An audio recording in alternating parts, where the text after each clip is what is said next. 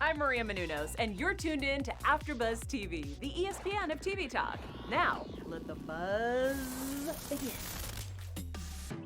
What's up, guys? Welcome to the Plot Against America after show. We're going to be 3 deep today, all right? Why are you in your car? Because I care about you guys so much that I'm fitting you into my lifestyle somehow. Also, the light. What do you got to do today? Car lighting's always the best. Awesome. So welcome to everybody, including Kittie and Cody. We 3 deep today for our after show. As always, you know, the format is a little different now with COVID-19 doing its thing. We are doing everything remotely and having our conversations remotely. And so we're 3 hours into the show, and we're going to be reviewing episode 3. But first of all, let me reintroduce you to who we're doing the show with. First of all, we have Cody Epperson in the house. All right, and he's an AfterBuzz vet, of course, and he's reviewed Making the Cut. He's actually doing that right now at the Amazon show. So check him out. When you guys shoot that up? What? When do you guys usually air for Making the Cut? Oh, sorry. We're Fridays at 5 p.m. is when we film when we do the after show. Awesome. And I got Kittie Kaboom with us here. She's getting herself all angled up. I am so sorry, you guys. I apologize. I don't want to talk you to death about why. I'm just all over the place. So I apologize. I'm really sorry. I'm just getting my headphones and I'll be with you in 2 seconds. All right, and we can't wait to have you. Kittie, of course, is also a vet. She's done Golden Globe work. She's done a ton of after shows, and she is a ball of fun, to say the least. I'd like to think so. Awesome. So we got episode 3 called Just Folks. Before we get into some of the deets of the episode, some of our predictions was about this show not being, the bombs are going to drop in this episode. I wanted to hear, Cody, your thoughts on just the pacing of the show. Do you feel like it was more of the same? Like, how did you feel about the pacing? The pacing didn't necessarily get brought up, but the tension got brought up. Like, there were some points where, like, it was hard to watch because it was like they kind of were setting us up to, like, think something was going to happen and then it wouldn't happen. And yeah, it's hard to watch, but it's like, that's why you have to keep watching because, like, you need to know what's coming next. And, yeah, so not necessarily, they didn't, like, up the excitement, but they upped the ante. Like, I was like, ugh, kind of thing. I'm with you. Like, my heart was beating. I'm, like, getting angry at some of the characters. We'll get into all of that. Kittie, I don't know if did you hear my question? I wanted to know, I know you were a critic about the pacing of the show. How did you feel about this episode? I felt like this was way more interesting. I was glad that it definitely grabbed my attention.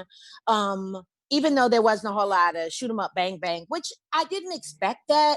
I just think that some element of that would have made it more interesting, but the storyline moved pretty quickly. And I like that they were kind of adding some elements that you had to pay attention to in order to really understand how the show moved along. My concern before was that it was just moving so slowly and it was a little over my head in terms of the information. I'm not going to front. So now I feel like I have a better understanding of, like, what they're talking about in the relationship with Lindbergh and everybody else and why he feels like he feels like it was way better.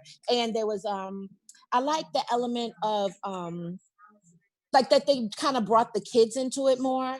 You know, I really love the mom and her ability to kind of try to see through things and be a good mom to her kids in spite of her husband, in spite of the world going to shit. Like it makes it more visceral for me. So yeah, I definitely enjoyed that.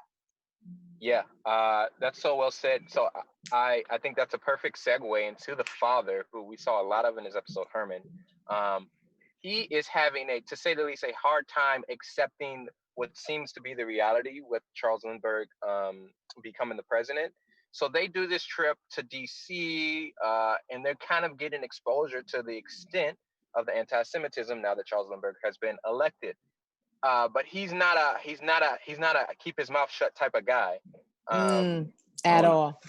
How did you feel about? I mean, it seemed like he was putting his family in danger with how adamant he was going about things. Like, how did you feel about? How do you feel about how he was handling these situations? I, I can't help but liken it to, I think African American is corny, so I'm just gonna call that what I call Black folks. I think it's an easy way to liken it to Black folks, just as they did. They made that analogy or that analogy when at dinner, if you remember, the father said, the minute that they allow a Black kid to go to a white family, then I'll sign you up for the summer camp or the summer experience. So a lot of it was relatable in that I think the best way for the father to handle it, which doesn't look like it's going to happen, is a nice balance between Malcolm X and Martin Luther King. You don't have to shut your mouth completely and say that I'll just be nonviolent. I'm just going to go along with the fray. I'm going to oppose you, but it's going to be subtly or passive aggressive or whatever. But you also don't have to go in there guns blazing and running your goddamn mouth at every chance you get. You're embarrassing your family and you're putting them, as you said, in danger. So I know it's very difficult when you're adamant about something and it is such a big part of your life. But I think his best route, the route that I would like to think I would take, would be a nice balance between know when to speak up and know when to shut the hell up, take your family and fight again. I mean, go home to fight again another day. Yeah, I agree. I totally understand. Like, I'm a pretty outspoken person. Like, you say what you want to say and you say what you feel, what you say, and you say what you feel. But he needs to know his audience, and he's not like, I mean, I get DC is not far away from Jersey, but it's like, he's not in Kansas anymore. Like, he's not in his safe little neighborhood where everybody is the same. There are people who just overhearing his conversation are going to have a problem with him. And it's just like, you can't, as a full-grown adult, a grown man, like, you can do that, but you also have your wife there. You have 2 kids there. Like, those are little kids. Like, right, very impressionable. Very impressionable. And then when that big giant man gets in his space at the restaurant, like, that guy could have sat on any of them and just killed them. And he just needs to be careful. Like, it's a very tumultuous environment he's in, and anything can trigger anyone. Yeah, and I think there's a part. I'm sorry. Go ahead. No, you got it. Go ahead. I was just going to say that it really bothers me that he's so disconnected. I guess we get this understanding of children and, the fact that they absorb everything and the fact that they're listening to every single thing later in life. I guess we didn't know too much about that back in 40s and 50s. So I guess I can give a little bit of a pass, but I have a problem with the fact that he's just so out of tune with the fact that you are scaring the shilznit out of your children. Like, you need to take it down a notch. You need to talk in different rooms. You need to try to control your emotional state, like just going off on a tangent and, oh, he'll be fine. Like, I get it. That was the mindset of guys back then. All of this is playing into that time as opposed to this time. I know that we've, grown leaps and bounds. So I feel like I might be being a little unrealistic in my expectations. But at the same time, as a parent, it just breaks my heart that you aren't seeing the impact that you're having on your children and knowing that that's going to transpire into something that you really don't want. You don't know what they're going to create in their own minds based on what you're saying. They could be completely opposed and go the other way, like his nephew joining the Canadian Army, or he could be, you're making like little scared kids. Yeah. Or you're making your child so afraid that he don't even ever want to open his mouth. Like, calm down, bruh. Like, seriously, he's doing the most. I think it's interesting. I love how we always kind of get into a parental discussion here. I think it's interesting that, he is a proud man and he isn't fear. I admired the fact that it was this big dude in front of his face and he wasn't all of a sudden scared. I think that shows that his adamantness is something that's just part of him. It's not for show. But it does, like you were pointing to, kind of points is this man delusional? Because his friends are talking about going to Canada. Like, everyone's kind of adjusting to the reality. His wife is setting up opportunities for that. And they weren't even supposed to go to this trip to DC. They were potentially going to go view Canada and figure out if that was a fit for him. But he's so adamant about this being his home. And I guess I just wanted to know, and you kind of already noted that you do maybe think it is delusional. Do you think he's just completely delusional to the reality of what's going on? I don't know that I would. Go ahead, baby. I don't think he's delusional. I think it comes with a sense of pride. And it goes hand in hand with his adamantness of standing up for himself and being outspoken. he like I know like if anyone ever is like a problem with me in like in my space, I'm like, no, I'm gonna fight. This is my home. This is where I am. Like, I'm here. This is like, I'm the king of this castle. Like, and so I think, and in a grander scale, that is how he feels about the country. And I mean, I guess I kind of feel like that's how anyone would feel about their country. It's like, I mean, we're in a different time and day, but I know if anyone hasn't, like, even when I'm in my own like place of work, it's like I work at a restaurant. If somebody comes in and they're causing a problem, like, I feel very defensive to my coworkers, to my establishment. And I think he's having trouble finding that balance and that sense of pride with that sense of family. Yeah, I completely agree. I don't know that I would use the word delusional because he's a super smart man. So delusion, I don't think is what is driving him. I think that he's digging his heels in simply because he believes what he believes, what he believes. You know what I mean? And those are scary people. I know that we shouldn't talk politics, but we do have someone in office right now. You might know his name. It rhymes with Trump.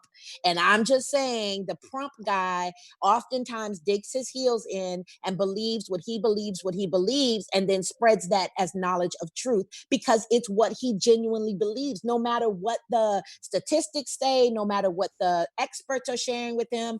If this is the bubble that he's created for himself, speaking of the father now, which is what it is, a bubble. He lives in Jersey, like you say, he has his friends, everybody's on the same page. The moment that he steps outside that page, it becomes this whole defense mechanism that he puts up. He's ready to fight everybody. It's not helpful to anyone, including himself, because now he's looking at public enemy number one unnecessarily. If he was really smart, he would learn how to finagle. You know what I mean? He would learn how to manipulate, not in a good way, and go out into the world and be like, well, that's an interesting thought, but here's another one. Or I was thinking maybe, you know what I mean? And add to the conversation and maybe get them to listen to what he has to say, and he listen to what they have to say in an attempt to actually find a happy medium, as opposed to just going out there like, I hate you all. I'm a Jew and I'm the best and everybody can suck it. Like, okay, you're not really getting anywhere with that. So yeah, I don't think it's delusion. I just think it's like him being really, really hard-headed. Yeah. Yeah. Yeah. I really, even though my heart was racing in these scenes, because I'm thinking about like his family, like how your decision is impacting them right now. Like their safety is in question right now. But it was something very admirable about him, like being very matter of fact, because he's right. Like, you know what I mean? Like it is not that it's racism that he's dealing with. And, everyone has their different approaches to it, but he did come to an interesting conclusion by the end of the episode that I did not see coming. He decided to allow his oldest son, Sandy, to go to Kentucky and be part of these farms in what could potentially be some type of concentration camp or whatever. We have no clue, but there's no reason to not believe it could be that. Like, were you shocked that like he made that decision? Super shocked. Yeah, I think, well, truthfully, as like the storyline, I'm not shocked, but as a character, I am shocked. Like, because he was so adamant against it. And I mean, as a viewer, I mean, I think he's every right to be against it. But then, I mean, for the sake of the plot, like, he had to let him go. And I like, I guess this goes in like predictions, but it's either that's going to be a little concentration camp or they're going to try and brainwash him to being a little Nazi boy. And just, I don't know what to expect, but the scene, that final scene where he's on the train, like taking off, I was like, this is a whole, like my gut, like my stomach dropped. I was like, this is a terrible, terrible idea. Yeah. And this is why God ordained a man and a woman to have a baby. Because I'm a chick and I'm a mama. And let me just tell you, I was like, yay, he's giving him the opportunity. He deserves this. And both of y'all are like, no. Anything can go wrong and it doesn't look good. I love that you guys are bringing that to my attention. I promise you, I was just like, I thought it was awesome. Finally, he's allowing his child to see some of the world, some of the things that he wouldn't allow himself to see. And you guys are just like side-eyeing the hell out of me, like, sit your mama ass down. Yeah, clearly I'm delusional. So thank you. I honestly, that did not cross my mind one time, which is so bad. But you're right. You're 1,000% right. But I do see your side. Like, it's, I mean, the way they phrase it a little bit is like, oh, like he's gonna go and experience this other place, these other people, and that's for him to like decide if it's like if it was a good experience or a bad experience. And I'm like, oh, that is really cool. But the premise of the show, I'm like, yo, something's not right. This is not good. Yeah, you're probably right. It's a decision that could literally impact his life. So Yeah. I just thought, especially since they were literally talking about it being a little concentration camp, I'm like, oh, you sent your son to that? And that's where I think the delusional aspect came to me, or like maybe it's more so a representation that no one knows how bad it really is yet. Yeah. But yeah, I think I'm with you, Cody. As a character, from what we've seen from him, that was a shocking decision. But from the storyline, it made sense that would need to happen. I wanted to talk about, I know we kind of have sat on him for a minute. I wanted to talk about the wife. I know she probably is aware of who she married, but you could see her discomfort. She was scared and like, did you feel like she needed to be more firm? You feel like there's no leeway for her like to do something like that? Were you looking for more from her in what he was doing? I think it's an era thing. Like, I think he's the man of the house, and like it's like his is the final say goes. It's that, but I do think that and we've seen it a few times. She does occasionally throw her fist down. She's like, no, like this is not okay. She did it like when like a couple episodes ago when they're all having dinner, listening to the radio, and she did it a few times in DC. She's like, you're making me uncomfortable. I can't do this. Like, she literally walks away. But and I think it comes from, but I think that her being so firm, it comes from a place like she was like, I grew up with this hatred, being the only Jewish family in the neighborhood. And I think that's something he has not experienced himself. And I think that's why there's they're having this discourse between the two of them, because she's like, I told you this is what it's like. And he's now for the first time experiencing it. Yeah, I definitely agree. I think that she adds an element of like common sense. I hate to say, because I don't want it to be like a man versus woman thing, but I definitely think that because she has had that experience, as you mentioned, Cody, then she's more apt to be able to say, listen, I know both sides and this is not cool. Like, you don't want to go this far. And because he hasn't had that and he's always been supported in his beliefs and his ideals, then it's not something that he's like really accustomed to. But I do like the fact that she puts her foot down occasionally and makes sure that he understands, even because especially even the way she says it, she's not like an a-hole about it or anything. Like, I'm not taking this. It's more just like, honey, take a deep breath. Let's work through this. Let me point out some things that you might not be aware of. Let me make sure that you understand the big picture here. All of that's super important. And it appears that sometimes it works with him and sometimes it doesn't. But most times he's at least willing to hear his wife out. Yeah. And that's dope. Yeah, no, I think so too. I'm with you that, my 2020 brain is like, you need to leave him. Like, he crazy. Like, he gonna get you killed. But like, there's more parameters with it. There's financial. There's a lot more that goes into that. I don't know if you noticed, but all day, every day, she's cooking, she's cleaning. Yeah. So unfortunately, it doesn't sound like she might not have the skill set to just up and take her 2 kids and be financially responsible for them all on her own. So please don't leave him just yet, girl. Fill it out for a bit. So, figure it out. You have 2 or get some job skills. We have 2 more characters that we are going to get to, but before we do that, as always, Cody brings it down with our news segment, and I'm going to toss it to you, Cody. Absolutely. So this week, it's an article I have from Inverse, and it's the plot against America's star on the dangers of fascism today, and that's Anthony Boyle, who plays the cousin, or is he an uncle or a cousin to the boys?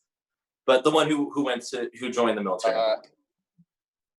Alvin is the cousin. He's the cousin of the family. Cousin, yeah. So this is he did an article, or I don't know if you call it an interview because there's not question and answer, but these are what he said. He said the plot against America is an allegory for fascism. At its core, it's a story about how people can harbor hate for their fellow man. Hate can really creep up on you without even knowing it, and a lot of And a lot of that begins with the rise of words like us and them. Diverse language, especially when it's spoken by the most powerful people in the country. These words are so powerful. And you see that with Lindbergh as well. In The Plot Against America, he's rolled out almost like a puppet. He flies all over the country, walks out and gives the same 140-word speech, a reference to the original 140 character limit on Twitter, and then walks off again. Right? And walks up again. He uses the same rhetoric over and over, but when the Jewish people all over the country become the targets of violence, he doesn't denounce anything. America, and this is a current, America is in a very strange time right now, a very trying, difficult time. This country is in a lot of pain. He says, look, I don't live here. I don't profess to be an expert on American politics, but when I speak to the people that do live here, it's clear that there is a very divisive, this is a very divisive time. People are fighting over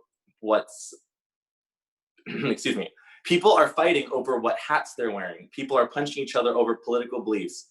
And it matters because there are lives at stake. And really, I thought this was all very interesting coming from one of our main actors in the show, because and this is kind of similar to my last 2 news segments on our other episode. It's like this show is very relevant. And I think another part in the article, they even mentioned that HBO chose to put this out at the time towards the end of this current presidency. So they want people to, like, it's like a warning. They want people to see it, and we do see it. It's a scary, trying time. Personally, I love anything that involves art imitating life and vice versa. I think it's super important to be able to make things relatable and have us look at it from our point of view. Obviously, it's not going to mirror whatever the art is exactly, which it's not supposed to. It's just kind of supposed to shed a light on what it is that we're going through personally, and see that this could possibly be the outcome. Handmaid's Tale is a really good example of that as well. It's some really good shows on TV that make a point to say, listen, we've written a make-believe world, but it is so real to you because this is the real world that you're living in, and we just drew, points of it and like exaggerated so you could understand the severity of the subject matter. I think that's brilliant, Yeah, that's so well said. And I love that. I'm gonna actually transition to our special segment, just because I think that it is so poignant. So Charles Lindbergh is someone that he plays an integral role in the story, but obviously we don't see him much, or we don't see his character much. But just so people, I think at this point everyone understands like how he's viewed in society as, like, as I said in episode 1, like The Rock or like Will Smith as like a beloved character, but like, with this big racial undertone. And so like that is how most of society views him. And so I think we're gonna do like some interesting facts about Charles Lindbergh for our special segment, because there's an aspect of this show that has reality meeting a false pretense of like what actually happens in America. But the aspect of it that is true with Charles Lindbergh, which is an interesting fact, is that he did have a huge fascination with Germany, and that he was very much against the U.S.'s involvement in World War II. And so I think those are interesting facts and important to note, just simply because it shows how like the realities of what we're seeing in this show is not too far from the realities of what like may have played out. Because he was also someone that was potentially considered to run for president. And like now in hindsight, looking back at it, we see how crazy that is. But like because of America's fear with involving themselves in another war, this is a reality that may or may not have happened actually anyway, and that's what kind of makes this show super fun. I agree. And yeah. I am finding it these days to be way more fun than it has been in past episodes. So I can only look forward to it getting even better. The acting, that's already a given. I love it's superb. The writing is really, or it is now. I'm not gonna front. The first 2 episodes, I was like, oh my gosh, write in something interesting. So, I'm enjoying the script a lot more. And the premise, obviously, that's a given. It's, what I really want, whose character I really want to like know more about? That Rabbi. Something about that one. He's I don't know. It's like you're reading my notes and like knew where I was going. Really? You don't have much time, but Yeah, I know wanted he to just go ahead. creepy. He just a little creepy, like something. I don't know. Okay, He so freaks me out. yeah, we gotta talk about talk about Evelyn and the rabbi and their relationship. There's so much there, and he does seem unsettling. But were you surprised that he like proposed to her? Yeah, that was a way too soon. Like, Yeah. maybe he's old and she thinks her biological clock's ticking, but like I didn't think that was necessary. I don't know, but I've heard that men or even women, but mostly men that are widowed, oftentimes feel a need to fill that void. So they get married very quickly. My uncle did that.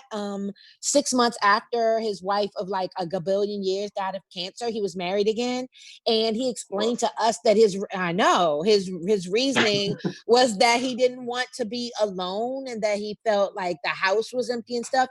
But when they do that, I mean, obviously, I can only speak from my experience with my uncle and not to tell all his damn business. But I'm just saying, like, it was really a problem for like the first 2-3 years they were together because he refused to take down any pictures of his wife. And like, right, like he had like almost like a shrine dedicated to her. And like every chance he got, he was talking about her and celebrating anniversaries on Facebook. And, like, you sure about this? Because then the person obviously becomes bitter and resentful. Like, it's not about me. You just wanted a warm body.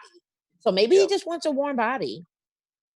That's Yeah, possible. And he it's was kind of actually similar to what you're saying, because even he still has that like portrait of him and his widow, his dead wife on the wall. There you go. Yeah, I yeah. think Yeah, that's I similar. think that's telling. I think that's telling. Perfect. Yeah. So we'll have opportunities to kind of dive in more. I got a feeling that they're going to be having some significant ripple effects going forward. But before we head out of here, I did want to get you guys' predictions for episode 4 next week. Cody?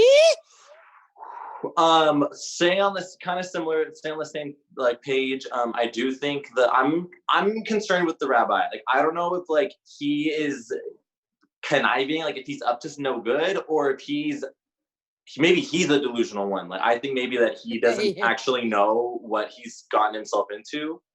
Because I know Evelyn doesn't know what she's gotten herself into, but it might be higher than that. I'm not sure. That's something I want to keep my eye on. Is I don't know if he's sneaky or if he's unaware. And then What's your guess right now? I think it feels like he's sneaky. It feels like he's being sneaky. And then before I forget, the cousin, his leg got blown off and I cried. And so I think he's gonna come back to the States and just be a miserable sad sack. But I was really upset that happened. I was sat there for like 10 minutes, like in silence. I was like, oh, no. I know, right? Like, what? Predictions. I hate to echo Cody because I be having my own mind, but I agree. I think that Homeboy is going to come back and be even more defeated than he might have felt before he went, because it was like, this is my strikeout on my own. I'll show you, only to come back and be like, I'm a cripple.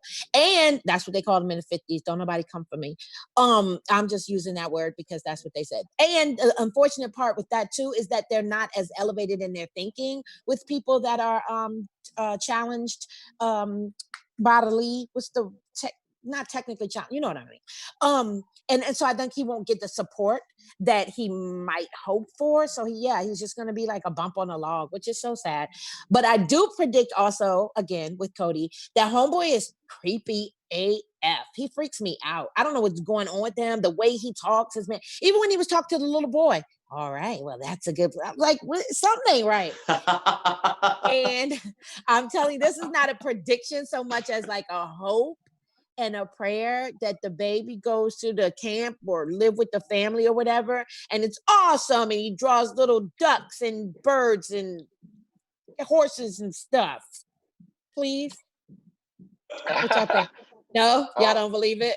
I mean, all right. So real quick, my prediction Let's keep the faith. Keep the faith. Well, something got to happen.